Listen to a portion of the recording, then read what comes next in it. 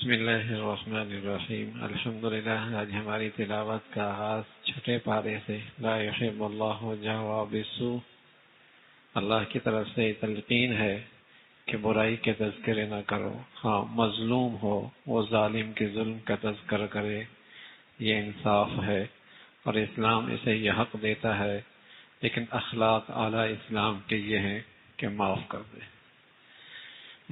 دے۔ جب معاشرے کے اندر عدل و انصاف ہوتا ہے اور اخلاق اور معافی اور ایثار ہوتی ہے، تب معاشرہ باہمی آپس میں شیر و شکر اور وہاں محبتوں کو فروغ ملتا ہے۔ تو اسلامی کی زندگی میں عدل و انصاف بھی ہے، مظلوم کو حق ملنا چاہیے، لیکن مظلوم کو تعلیم اور ترغیب بھی ہے، اعلیٰ اخلاق مظاہرہ کر کے معاف اور درگزر کا معاملہ بھی کر دے۔ کسی بھی سوسائٹی میں عدل و انصاف بھی ہو اور ایثار اور درگزر بھی ہو، وہ معاشرہ باقی بھی رہتا ہے، استحکام بھی پاتا ہے۔ اس کا تذکرہ فرمایا، پھر فرمایا یہ کافر لوگ اللہ کو مانتے ہیں، اللہ کے رسول کو نہیں مانتے، یا بعض رسولوں کو مانتے ہیں بعضوں کو نہیں مانتے، یہ کافر ہیں، یہ نجات نہیں پا سکتے۔ اس غلط فہمی کا ازالہ کر دیا جو دنیا میں آج رواج پا رہی ہے کہ کسی بھی آسمانی مذہب کا کوئی پیروکار ہو وہ نجات پا لے گا، کسی بھی آسمانی مذہب کا کوئی پیروکار ہو وہ نجات پا جائے گا۔ اللہ نے اس بات کی تردید فرما دی اور اس غلط فہمی کا ازال فرمایا۔ کافر ہوتا ہے جو اللہ کو مانے، رسول کو نہ مانے، یا عیسیٰ علیہ الصلوۃ والسلام کو مانے، محمد رسول اللہ کو نہ مانے، یا موسیٰ علیہ الصلوۃ والسلام کو مانے، اللہ کے آخری نبی کو نہ مانے، تو فرمایا یہ تو کافر ہے، اور یہ کافر کبھی نجات نہیں پا سکتا۔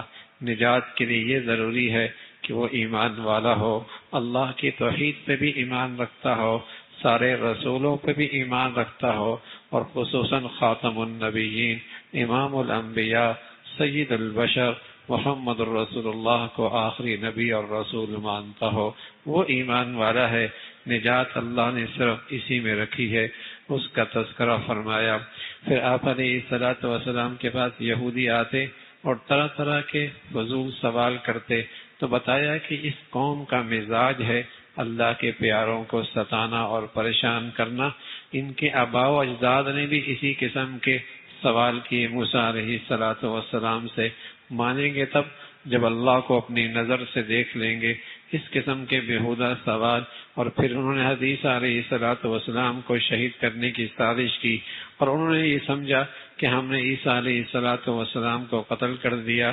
اللہ کہہ رہا ہے وما قتلوہ وما صلبوہ، نہ تو انہوں نے قتل کیا نہ وہ سولی پہ چڑھا سکے، اللہ نے انہیں باحفاظت آسمانوں پہ اٹھا لیا، قرب قیامت میں پھر واپس اتاریں گے۔ اس کا تذکرہ فرمایا۔ پھر اللہ فرما رہا ہے ہم نے آپ پر جو وحی بھیجی ہے یہ کوئی انوکھی چیز نہیں ہے، اس سے پہلے بھی اللہ کے پیغمبر آئے، ان رسول آئے، ان پر بھی یہ وحی کا سلسلہ ہے۔ وحی اللہ کی طرف سے آتی ہے، اور یہ صرف اللہ کی خصوصیت ہے، اور وہ اللہ کے پیاروں پہ آتی ہے، اور وہ اللہ کے پیاروں میں پہلی بھی تھے اور آپ اس میں سب سے آخر ہیں۔ آپ پر بھی اللہ کی وحی آئی ہے۔ اللہ نے بہت سارے رسولوں کو بھیجا، لیکن کچھ رسولوں کے تذکرے موجود ہیں۔ اللہ کے نبی فرمایا کرتے تھے 313 اللہ کے رسول وہ ہیں جن کے پاس آسمانی شریعت تھی، ورنہ 24 کم و بیش 1,24,000 اللہ کے پیارے آسمانوں سے نبی بنے ہیں، اور وہ اللہ کے پیارے ہیں، لیکن سب کے واقعات اللہ نے ذکر نہیں فرمایا۔ اور پھر فرمایا کہ یہودیوں کے بعد عیسائیوں کے اندر ایک عام گمراہی تھی کہ وہ دین میں غلو کرنے والے تھے۔ انہوں نے حدیث علیہ الصلوۃ والسلام کے بارے میں غلط عقیدہ نکالا، اور اس میں 3 فرقے بنے۔ ایک فرقہ کہتا عیسیٰ علیہ الصلوۃ والسلام ہی خدا ہیں، ایک یہ کہتا کہ نہ یہ اللہ کے بیٹے ہیں، اور تیسرا فرقہ یہ کہتا کہ 3 کا ایک اجتماع مل کر ایک خدا بنا، مریم ہے اور عیسیٰ ہے اور ایک اور حصہ ہے، ان تینوں کا ملانے سے خدا بنتا ہے۔ اللہ رب العزت نے تینوں کی مذمت فرمائی، فرمایا اللہ ایک ہے، اور خود عیسیٰ علیہ الصلوۃ والسلام کو اللہ کی بندگی کرنے میں کوئی عار نہیں ہے، بلکہ انہیں تو اعزاز، وہ اپنے لیے اعزاز سمجھتے ہیں اللہ کی بندگی اور اللہ کے بندے بن کر زندگی گزارنا، اس کا تذکرہ۔ پھر اس صورت کے آخر میں پھر عورتوں کی حقوق کا تذکرہ فرمایا، خصوصاً وراثت کے معاملے میں کوتاہی اور اس میں کمی، اس کی مذمت اور اس پر تنبیہ فرمائی۔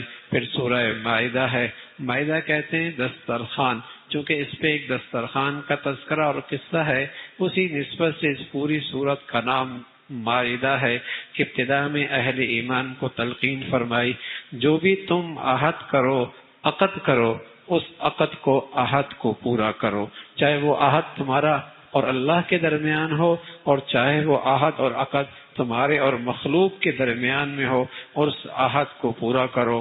نیکی کے راستے میں تم ایک دوسرے کے معاون بنو، مددگار بنو۔ زمانہ جاہلیت میں بہت ساری حرام چیزیں حلال قرار دی جاتی تھیں، قرآن نے اس کا تذکرہ فرمایا کہ مردار حرام ہے، خنزیر حرام ہے، غیر اللہ کے نام پہ نظر و نیاز حرام ہے، اور وہ مردار جس کی جان خود چلی گئی وہ مردار ہے، وہ حلال نہیں ہے۔ اس سے ایمان بھی اور باطن بھی خراب ہوتا ہے، صحت اور جسم کی بھی خرابی اس کے اندر موجود ہے۔ پھر بتایا کہ اللہ کا اس امت پر بڑا انعام ہے، اور وہ انعام یہ ہے کہ اللہ نے اس امت کو رسول اللہ صلی اللہ علیہ وسلم کی واسطے سے ایک ایسی نظام زندگی دی ہے جو کامل اور مکمل ہے، اور ایک پیغام دے کر یہ آیت اتاری کہ آج ہم نے نعمت اپنی مکمل کر لی۔ وہ نعمت کیا تھی؟ نعمت اسلام۔ ایک مکمل زندگی کا نام اسلام ہے، ایک مکمل ضابطہ زندگی اور دستور کا نام اسلام ہے۔ جب یہ آیت ایک یہودی نے سنی تو کہنے لگے یہ مسلمانوں کے لیے بڑا اعزاز ہے اور بڑی ہی فخر کی چیز ہے، اگر یہ چیز ہمارے مذہب میں آتی تو ہمیشہ ہم اسے عید مناتے۔ حضرت عمر فرمانے لگے مجھے خوب پتہ ہے جب یہ آیت اتری تو اس دن مسلمانوں کی 2 عیدیں تھیں، عرفہ کا دن تھا، جمعے کا دن تھا۔ اس دن اللہ نے مسلمانوں کو اس آیت کے ذریعے یہ پیغام دیا، تو اس میں اس بات کی تلقین اور پیغام دیا کہ مسلمانوں کے پاس ایک مکمل ضابطہ ہے، زندگی ہے۔ لیکن بدقسمتی ہے بھائی، آج مسلمان کسی طرح بھی بسا اوقات کہیں عبادت کا مسلمان ہے تو معاملات کا نہیں ہے، کہیں اخلاق کا مسلمان ہے تو معاشرت کا نہیں ہے، اس نے بس ایک ایک حصہ لے رکھا ہے اور اسی پر وہ بالکل قناعت کیے بیٹھا ہے اور مطمئن ہے، اس لیے ساری دنیا میں خوار ہے۔ اس لیے کہ جو آدمی اپنا تشخص ہی چھوڑ دے، بتائیے اس کا بقا اور اس کا وجود کیسے ہو سکتا ہے؟ جسے اپنے دین پر ہی فخر نہیں ہے بلکہ دین پہ چلنے پہ وہ اپنے لیے عار سمجھتا ہے یا دین ہی کو اپنے لیے ترقی میں رکاوٹ سمجھتا ہے، تو بتائیے اس امت کا کیا حال ہونے والا ہے۔ پھر اللہ رب العزت نے تذکرہ فرمایا کہ شکار کرنا اور شکاری کتے کے ذریعے شکار کرنا وہ حلال ہے۔ شکاری کتا وہ ہوتا ہے جسے سکھایا جاتا ہے اور پھر وہ شکار کرتا ہے، شکار روکتا ہے، کھاتا نہیں ہے، اس کا شکار حرام ہے۔ جب اسے پڑھایا جائے، سکھایا جائے اور اس کے پڑھائی اور سکھائی کا اس پر اثر یہ ہو کہ وہ شکار روکے اور کھائے نہیں تو اس کا شکار حرام ہے۔ یوں تو کتا ایک بہت بری چیز ہے، زمانہ جاہلیت میں کتے سے بڑا پیار ہوا کرتا تھا، اور آج جدید مغربی دنیا کی تہذیب کے اندر بھی کتے سے بڑا پیار ہے۔ یہ نئے دور کی جدید دور کی جہالت ہے، اس دور کے اندر بھی کتے سے بڑا پیار تھا۔ جب اللہ کے نبی آئے تو فرمایا کتا جہاں ملے اسے مار دو۔ جب خوب نفرت بیٹھ گئی تو پھر حکم آیا مارو نہیں، کالا کتا ہو اسے مار دو۔ پھر اس کے بعد جب دیکھا اور نفرت بیٹھ گئی، اب فرمایا اب ایسا کرو، جو کتا اس لیے رکھا جائے تاکہ اس سے حفاظت ہو، اس کی اجازت ہے، اس کی اجازت ہے، لیکن فرمایا گندا اتنا ہے بلا ضرورت کے گھر پہ رکھا اللہ کے رحمت کے فرشتے نہیں آئیں گے، اللہ کے رحمت کے فرشتے نہیں آئیں گے۔ اور اگر اس کا لعاب لگ گیا کپڑوں پہ، برتن پہ، عام حالت میں یہ صاف نہیں ہوگا، صفائی کا بڑا اہتمام کرنا ہوگا۔ ایک نامراد نادان کہنے لگا اچھا ہے کتا گھر میں ہے، فرشتہ ہی نہیں آئے گا، مریں گی نہیں۔ تو بزرگ کہنے لگے نادان، جب فرشتہ آئے گا پہلے کتی کی جان لے گا پھر تیری بھی جان لے گا، وہی فرشتہ جو تیری جان لے رہا ہے، کتی کے لے رہا ہے، وہی تیری بھی جان لے لے گا۔ ایسا نہیں ہے، لیکن ہاں تیرا گھر اللہ کی رحمت سے خالی ہو جائے گا، تو اللہ کی رحمت سے محروم ہو جائے گا۔ تو لیکن یہ کتا ہے اور اس نے اپنے مالک کی سکھائی پر اثر لیا، اس کا کتے کا ذکر قرآن میں ہے، فرمایا اس کا شکار بھی حلال ہے۔ تو علماء نے اور تفسیر کرنے والوں نے ایک نقطہ لکھا، کتا ہو کر تعلیم کا اثر لے، اس کی شان بڑھ جاتی ہے۔ بتائیے یہ انسان اگر قرآن اور حدیث کے ذریعے تربیت پالے اور اس کا اثر لے لے تو اس کا اثر اللہ، اس کا مقام اللہ کے ہاں کتنا بڑا ہو جائے گا، اس کا مقام اللہ کے ہاں کتنا بڑا ہو جائے گا۔ اس کا تذکرہ فرمایا، پھر فرمایا ایمان والو جب اللہ کی بارگاہ میں حاضری ہو تو پاک صاف ہو کے آؤ، اور اس کا طریقہ وضو بتایا۔ وضو، ایک شخص آیا اللہ کے نبی کی خدمت میں، کہنے لگا یا رسول اللہ احب ان یوسع لی رزقی، میں چاہتا ہوں میری معاشی حالت اچھی ہو جائے۔ ہر ایک چاہتا ہے، لوگ وظیفے پوچھتے ہیں، معاش معاش معاش معاش، ساری فکریں معاش کے گرد گھومتی ہیں۔ تو کہنے لگا یا رسول اللہ احب ان یوسع لی رزقی، میں چاہتا ہوں میرا رزق کشادہ ہو جائے، معاش اچھا ہو جائے۔ اللہ کے نبی فرمانے لگے دم علی الطہارہ حتی یوسع لک رزقک، دیکھو ہمیشہ طہارت کی زندگی گزارو، اللہ تیرے رزق کی تنگی ختم فرما دیں گے۔ لوگ وظیفے پوچھتے ہیں، نبی کے وظیفے سے بڑھ کر کوئی وظیفہ نہیں ہو سکتا، نبی سے وظیفے سے بڑھ کر کوئی مؤثر وظیفہ نہیں ہو سکتا۔ طہارت کی زندگی، گناہوں کی گندگی سے بھی پاک رہو اور ہر وقت باوضو رہنے کی عادت بناؤ، اللہ معاش کی تنگی نہیں آنے دے گا، اللہ رزق کی تنگی نہیں آنے دے گا۔ فرمایا حتی یوسع لک رزقک، تو بارگاہ خداوندی میں مناجات کرنی ہے تو پاک صاف ہو کے اللہ کے دربار میں آؤ۔ پھر اللہ کی نعمتوں کا تذکرہ فرمایا، پھر بنی اسرائیل کا یہودیوں کا تذکرہ اور ان پر اللہ کی طرف سے برسنے والی لعنت اور روندہ درگار ہونا اور انبیاء علیہ الصلوۃ والسلام کی تکذیب کرنا۔ اتنی سرکشی کے باوجود بھی وہ اس غلط فہمی کا شکار تھے کہ ہم اللہ کے پیارے ہیں، ہم نے جنت ہی میں جانا ہے، ہم تو اللہ کے لاڈلے ہیں، ہم نے تو اللہ کی جنت ہی میں جانا ہے۔ اللہ کہہ رہا ہے اگر ایسا ہی ہے تو پھر اللہ تمہیں گناہوں کی وجہ سے عذاب کیوں دیتا ہے اور بار بار تمہیں عبرت کا نشانہ کیوں بناتا ہے؟ اس کا تذکرہ فرمایا۔ پھر اس قوم کے کرتوت جو انہوں نے اپنے نبی کی شان میں گستاخیاں کی، اس کا تذکرہ فرمایا۔ پھر حضرت آدم کے دو بیٹے تھے، قابیل تھا، حابیل تھا، دونوں نے نظر مانی، نظر نے اللہ کی شان، ایک کی نظر قبول ہو گئی، دوسری کی نظر قبول نہیں ہوئی، تو قابیل کے دل میں حابیل بھائی کا حسد پیدا ہو گیا اور اس حسد کے مارے اس نے حابیل کو قتل کر دیا۔ اللہ حفاظت فرمائے، اللہ حفاظت فرمائے۔ یہ حسد ایسی آگ ہے کہ بھائیوں کے اندر بھی آ جائے تو نفرتوں کی آگ بڑھ جاتی۔ حسد ایک ایسی چیز ہے، ایک رشتہ ہے ایک باپ بیٹے کا، جہاں باپ کہتا ہے بیٹا مجھ سے بھی آگے چلا جائے، جہاں باپ کہتا ہے بیٹا مجھ سے بھی آگے نکل جائے، اور کہیں ایسا خلوص کا رشتہ نہیں ملے گا۔ یا تو واقعی اللہ والا کوئی استاد ہو جائے، وہ چاہتا ہے کہ میرا شاگرد مجھ سے بھی آگے نکل جائے، باپ یہ چاہتا ہے میرا بیٹا مجھ سے بھی آگے نکل جائے، ورنہ میرے عزیزو زندگی میں حسد کہیں نہ کہیں جگہ بنا لیتی ہے، زندگی میں دلوں میں حسد کہیں نہ کہیں راستہ بنا لیتی ہے۔ تو یہاں حابیل کا قاتل قابیل بنا اور اس کا تذکرہ فرمایا۔ لیکن جب گناہ آدمی کرتا ہے تو آدمی کی عقل جواب دے دیتی ہے، وہ کم عقل ہوتا ہے، ویسے بھی گناہگار آدمی بڑا کم عقل ہوتا ہے، اس لیے کہ بادشاہوں کے بادشاہ کو ناراض اور اس سے دشمنی لے کے اس کی دنیا میں رہنا اور سکون سے رہنا کیسے ممکن ہے؟ کوئی آپ کے گھر میں آپ کو ناراض کر کے نہیں رہ سکتا، آپ کا چوکیدار اور آپ کا ملازم اور آپ کا ڈرائیور نہیں رہ سکتا، اور کوئی بادشاہوں کے بادشاہ کی دنیا میں رہ کر دنیا میں اسے ناراض کر کے سکون سے رہ سکتا ہے؟ تو بتائیے وہ کتنا کم عقل اور احمق ہوگا جو اللہ کی دنیا میں رہ کر اللہ کو ناراض کرتا ہے۔ تو اس کی عقل نے جواب دے دیا، مار تو دیا، سمجھ میں نہیں آ رہا دفن کیسے کروں۔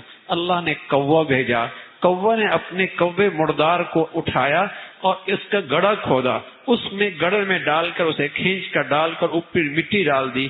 اسے اپنی عقل پہ افسوس ہوا، یہ کوہ ہے، اس کو دفن کرنا آیا، مجھے لاش چھپانا نہیں آئی۔ اس کا تذکرہ فرمایا کسی کی ناجائز جان نہ لینا، کسی کی زندگی بچانا انسانوں کی زندگی بچانا ہے، اور کسی کو نہ حق قتل کرنا اور اس قتل کو جائز سمجھنا ہمیشہ کا جہنمی ہے۔ اور پھر فرمایا ڈاکو ہے جسے کہیں کہ ڈاکو ہے، سرکش ہے، فسادی ہے، اس کی سزا کا تذکرہ فرمایا، سولی پہ لٹکایا جائے گا اور اس کے ہاتھ اور پاؤں خلاف طور پہ تکاڑ دی جائیں گے، اس لیے کہ جو اسلامی معاشرے میں امن اور سلامتی کا جسے کہیں کے لیے خطرہ بنتا ہے، اسلام نے اس کے لیے سزائیں بھی مقرر کی ہیں۔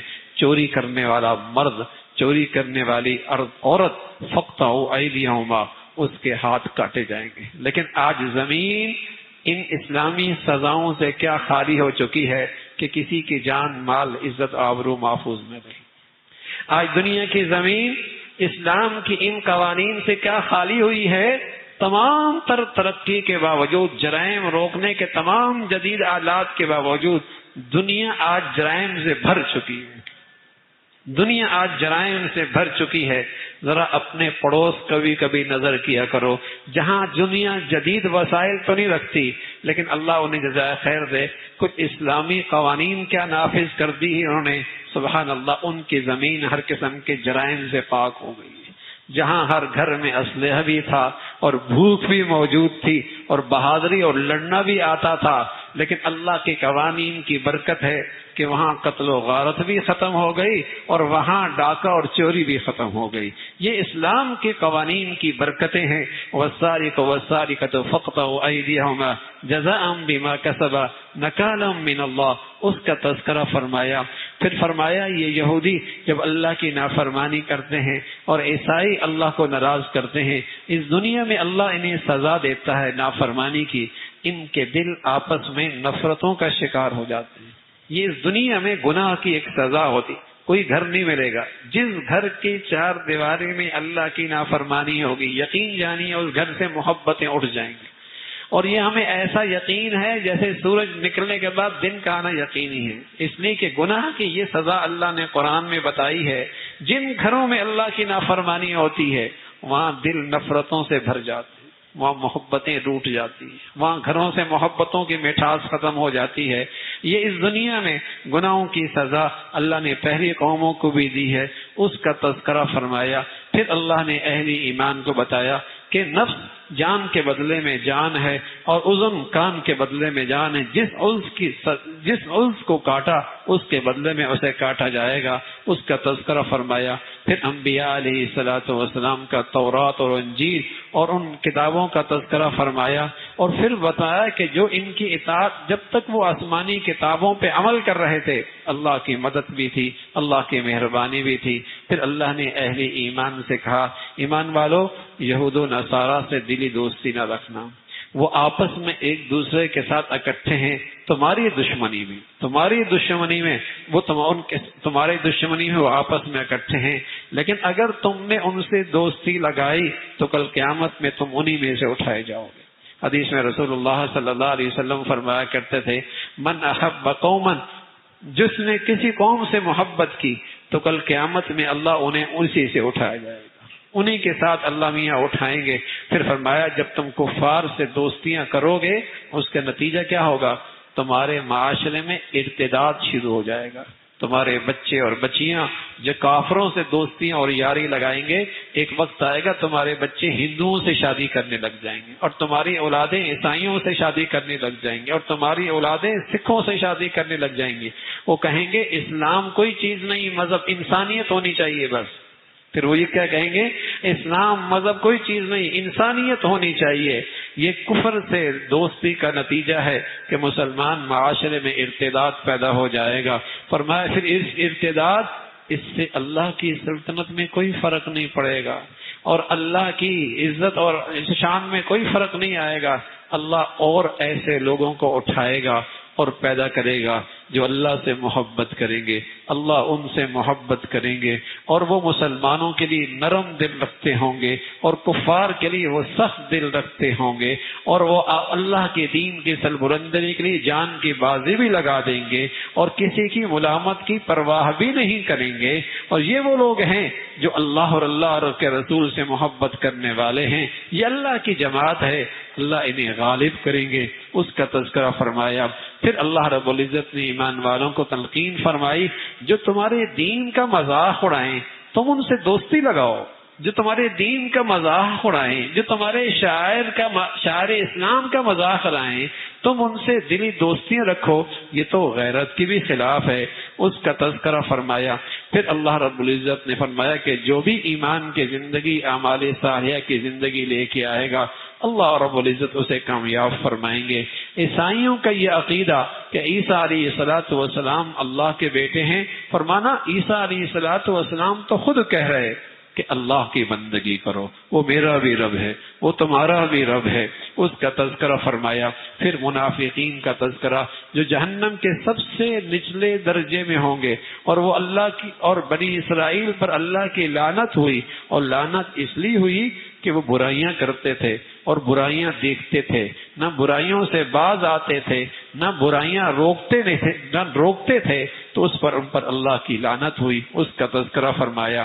فرمایا مسلمانوں سے دشمنی میں یہودی پہلے نمبر پر ہیں، مشرک دوسرے نمبر پر ہیں، عیسائی جو واقعی ہے عیسیٰ علیہ السلام کے سچے پیروکار ہیں، ان کے دل میں مسلمانوں کے لیے نرم گوشہ ہے۔ لیکن آج دنیا میں جو عیسائی موجود ہمارے سامنے ہیں وہ تو اس پر تو یہودیوں کا اثر ہے، یا وہ لا مذہب ہیں یا لا دین ہیں، اس لیے وہ بھی مسلمانوں سے دشمنی میں کہیں کم نہیں ہیں۔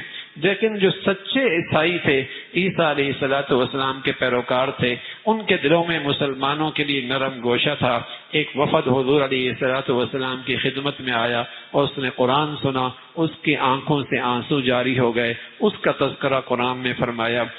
جن چیزوں کو اللہ نے حلال کیا ہے تم انہیں حرام نہ قرار دو۔ پھر قسم کے کفارے کا تذکرہ فرمایا، شراب اور اسی طرح جوا، یہ ساری کی ساری چیزیں گندگی ہیں اور حرام ہیں اور اس کی کوئی گنجائش نہیں، اس سے دلوں میں نفرتیں پیدا ہوتی ہیں۔ پھر حج کے دوران احرام کی حالت میں شکار کے متعلق احکامات آئے، بیت اللہ کی عظمت کا تذکرہ فرمایا۔ پھر بتایا کہ لایانی سوال نہ کرو، بمقصد بات پوچھا کرو۔ پھر اہل ایمان سے کہا اگر تم اپنی ذاتی زندگی میں ایمان کے تقاضے پورا کر رہے ہو اور برائی سے روک بھی رہے ہو اور اچھائی کی طرف دعوت بھی دے رہے ہو تو کسی کی گمراہی کا تمہیں کوئی نقصان نہیں ہوگا۔ جب تم زندگی کے آخری سانس اور آخری آثار محسوس کرو تو جن چیزوں کے اندر وصیت کرنی ہے تو اہتمام سے وصیت کر دو۔ کسی کا حق تمہاری اوپر ہے، کسی کا قرضہ تمہاری اوپر ہے، کسی کو تم کچھ دینا چاہتے ہو تو پھر وصیت لکھ دو اور کسی کو گواہ بھی بنا دو۔ پھر اللہ رب العزت نے آخرت کا تذکرہ فرمایا کہ آخرت کے دن اللہ انبیاء سے پوچھیں گے کہ کیا تم نے اللہ کا پیغام پہنچا دیا، اور خصوصاً عیسیٰ علیہ السلام کو جن کو اللہ نے غیر معمولی معجزے عطا فرمائے، ان سے ان کے قوم نے کہا اے عیسیٰ اللہ کے آپ پیغمبر ہیں نا، آپ اللہ سے دعا کر دیں، اللہ کھانوں سے سجا ایک دسترخوان ہم پہ نازل فرما دے۔ عیسیٰ علیہ السلام نے فرمایا ایسا سوال نہ کرو، اس لیے کہ جب تمہارا مطالبہ من پسند کا ہوگا اور اس میں تم ناشکری کرو گے پھر سزا بھی سخت ہوگی۔ دعا اللہ کی قبول ہوئی، اللہ نے دسترخوان بھیج دیا۔ اسی نسبت سے سورت کا نام سورہ مائدہ ہے۔ کل بارگاہ خداوندی میں عیسیٰ علیہ السلام سے سوال ہوگا کیا آپ نے انہیں معبود ہونے کا انہیں دعوت دی تھی کہ اللہ کے سوا کوئی اور بھی معبود ہے؟ عیسیٰ علیہ السلام فرمائیں گے اللہ آپ خوب جانتے ہیں، میں نے انہیں صرف آپ کی بندگی کی طرف بلایا ہے اور یہ آپ کے بندے ہیں، آپ کو حق ہے چاہے عذاب دے چاہے معاف کر دے۔